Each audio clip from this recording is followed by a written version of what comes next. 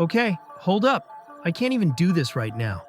This movie had me feeling like I accidentally signed up for a soul-snatching, body-swapping Groupon deal run by a bunch of old white psychos. Like, Rose? What the hell is your problem? No, seriously. I'm done trusting anyone named Rose. Y'all have betrayed me twice now. First, the Titanic girl was like, "Move over. I need the whole door." And now, this Rose is out here auctioning off her boyfriend like it's Black Friday at Spirit Halloween.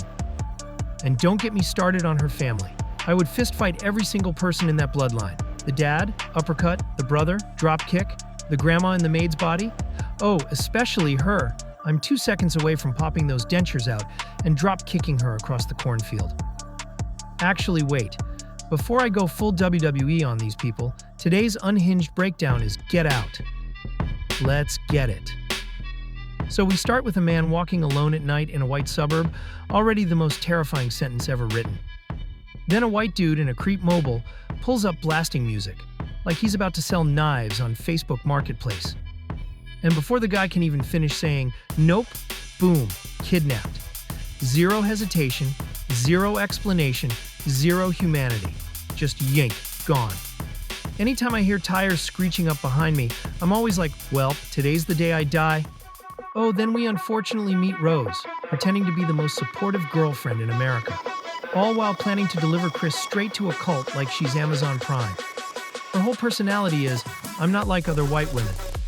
And in hindsight, that was the foreshadowing. That was the red flag dipped in glitter. She's like, my parents aren't racist. Baby, if you have to reassure it that many times, this is a lost cause. Oh, we need to talk about when Chris and Rose hit a deer. This deer dies in the most dramatic, Oscar-worthy performance ever. Slay Queen. But the real insanity, that deer moment is literally just a metaphor for Chris being hunted. You can feel something is up in this moment. I'd rather pick up that deer by the leg and drag it home before I got back in that car. But here we are. Oh, and I've got some thoughts on this dad literally giving the most racism disguised as compliments tour of his life. Dean's out here like, black is in fashion. Excuse me? Sir, you are one sentence away from saying I love rap music and calling it diversity training. The entire Armitage house smells like, I have black friends, but they all exist in my imagination. Oh, and glitching out little Georgina, this is when you just know. You know? She's smiling like she's on a hostage Zoom call. She's pouring iced tea like she's quite literally powering down. Every time she stares at Chris, she looks like she's trying to swallow a memory. This is the moment any normal person would leave the house. Since we're all not normal, we stayed. Chris stayed. But he had to. Chris is a horror protagonist, meaning his survival instincts have expired.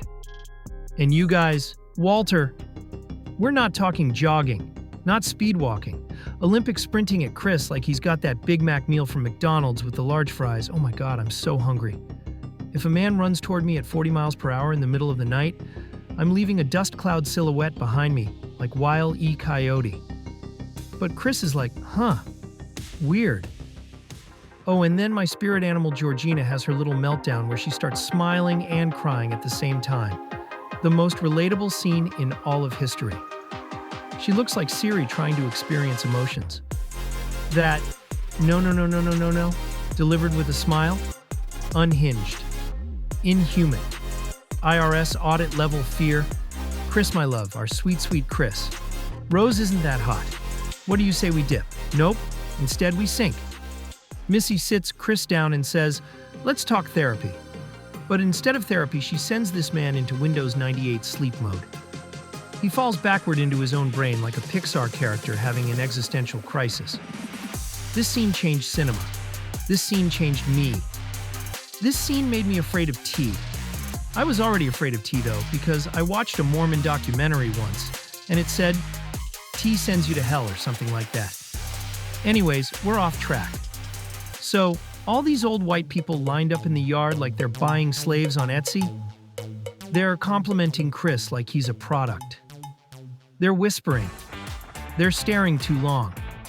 They're asking invasive questions. Oh, then how about that scene when Logan screams, "Get out"? It's not a warning. It's a spiritual earthquake. You ever see someone whose soul tries to leave through their tear duct? That was Logan.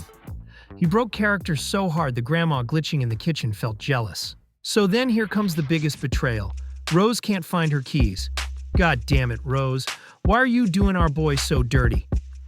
This is cinema, guys. Chris is screaming, Rose, the keys. Where are the keys? And Rose is doing her Oscar-winning performance like, I can't find them. And then she goes full devil mode and pulls the keys out like, you know I can't give you those. That line aged me 10 years and also stripped paint off my walls.